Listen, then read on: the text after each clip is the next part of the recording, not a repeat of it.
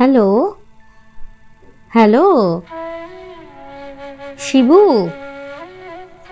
শুনতে পাচ্ছ? হ্যাঁ বলো। বলছি শোনো না, কি করছো এখন? কেন, কি হয়েছে? তুমি কি ঘুমাচ্ছিলে?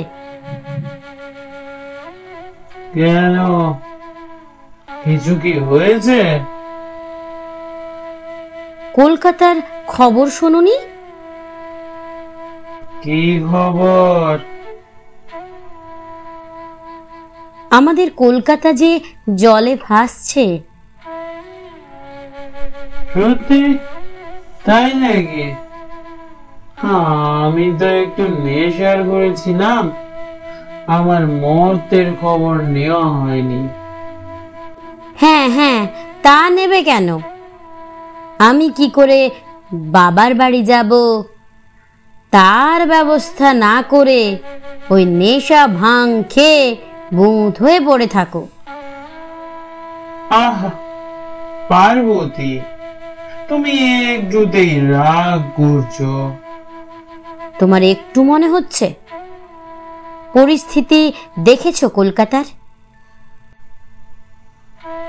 না, তুমি বললে তাই শুনলাম। তাহলে বিরক্ত লাগছে, রাখো তো, ফোন রাখো। হ্যালো হ্যালো হ্যালো পার্বতী, শোনো না, তুমি আমার পার্বতী, আমি তোমার পতি। আচ্ছা, হয়েছে হয়েছে। এখন তুমি দিবাকর বাবুকে ফোন করে বলো যেন জল শুকে যায়। আমি হাতির পিঠে যাব। এই জলের মধ্যে হাতি আর হাতিশালা থেকে বেরোতে চাইছে না। তুমি একটা ব্যবস্থা করো। আচ্ছা পার্বতী, বরুণদাকে ফোন করলে হয় না? বরুণ বাবু এসে খুব একটা তাড়াতাড়ি সমাধান করতে পারবেন বলে আমার মনে হয় না। কেন পার্বতী, তুমি এমন কথা কেন বলছো? আরে বাবা, কলকাতায় বৃষ্টি হলেই জল জমে, আর এখানে তো ভরা ডুবি। কিভাবে জল বাইরে বেরোবে? কোথাও কোনো ভালো জল নিষ্কাশন ব্যবস্থার ঠিক নেই। বরুণবাবু এসে ব্যবস্থা করলেও পুজোর আগে শেষ করতে পারবেন না বলে মনে হয়। আচ্ছা, আমি কি তাহলে ইন্দ্র স্যারকে ফোন করবো? উনাকে এখন ফোন করে বিরক্ত করে খুব একটা ভালো কাজ হবে না, কারণ বজ্রবিদ্যুৎ হয়নি যে উনি এক ইশারায় বন্ধ করে দেবেন। পার্বতী, তুমি চিন্তা করো না, আমি দেখছি, আমি তো আছি নাকি। দূর, চিন্তা করে করে প্রেসার বেড়ে যাচ্ছে। আমি একা যাব নাকি বাবার বাড়ি? সঙ্গে ছেলে মেয়ে যাবে বলে চিন্তা হচ্ছে এত। এত জলে ওরা ডুবে যাবে। সবাই কি সাঁতার শিখেছে?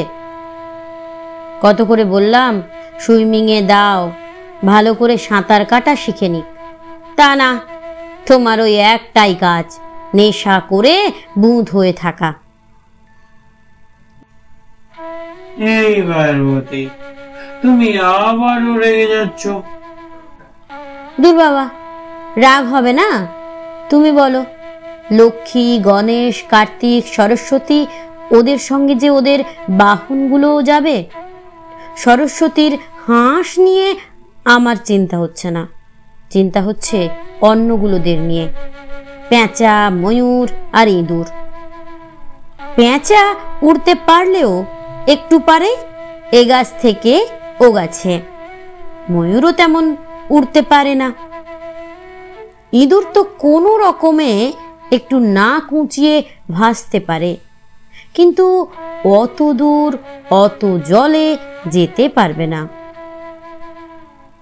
তারপর আমার সিংহ কেশর ফুলিয়ে বসে আছে, যাবেই না। কলকাতার রাস্তায় জল জমে আছে, তার উপরে খুব নোংরা। এবার বলো, আমার চিন্তা হবে না? আর মাত্র কদিন বাকি, দেবীপক্ষ চলছে, এর মধ্যে এই অবস্থা। এবার পুজোয় ভেবেছিলাম তাড়াতাড়ি কলকাতা যাব, কারণ এবার পুজোয় অনুদান বেশি বেশি পেয়েছে, তাই ষষ্ঠী থেকে আমাদের খাওয়া দাওয়া আরাধনা জাঁকজমকপূর্ণ হবে। তুমিও সঙ্গে চলো, বুঝলে? আমি আর বাচ্চারা তো খেতে পারি না তেমন, যেমন থালা সাজিয়ে রাখে তেমনি পড়ে থাকে। আমি যেতে পারি, তবে ওখানে যদি নেশার ব্যবস্থা থাকে। ওই তো, তোমার ওই সারাক্ষণ ওসবেরই চিন্তা। তুমি এক কাজ করতে পারো, তুমি প্যান্ডেলের যারা হর্তাকর্তা তাদের সঙ্গে যোগাযোগ করতে পারো, তারা কিছু ব্যবস্থা করতে পারে। আর এত বড় আয়োজন, মানে ইংলিশ বাংলা থাকবে, জয় বাংলা বলে কথা। ও, তাহলে আমিও যাব, বুঝলে পার্বতী। আচ্ছা, কি করে জল তাড়াতাড়ি শুকিয়ে ফেলা যায় তার ব্যবস্থা করছি। আরে, আমি যেটা বলছি সেটা শোনো। তুমি দিবাকর বাবুকে ফোন করো, এই কটা দিন যেন উনি না ঘুমিয়ে জেগে থাকেন, তাহলে জল শুকে যাবে আর পুজো মহা ধুমধামে হবে।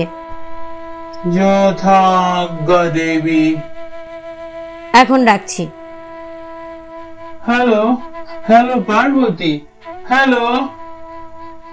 রণং দেহি যশো দেহি রূপং দেহি দশভুজা। ফোন কেটে দিলে? দেখি আর একবার ফোন করে।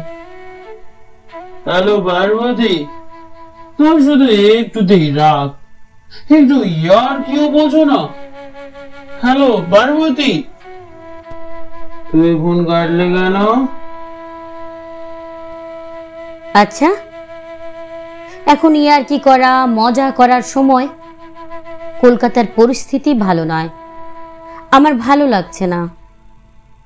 দিবাকর বাবুকে ফোন করেছিলাম, বুঝলে, উনি কিন্তু তেমন ভাবে আশা দিতে পারলেন না, তবে চেষ্টা করবেন যাতে বিঘ্ন এড়ানো যায়।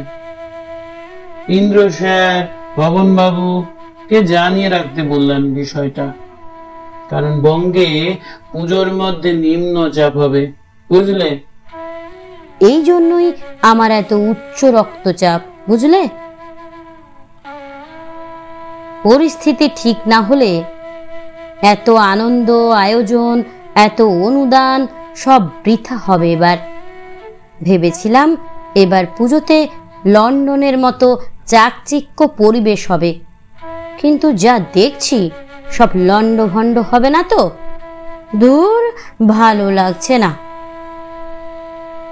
Hello Parvati, hello hello, phone আবার কাটলো। যা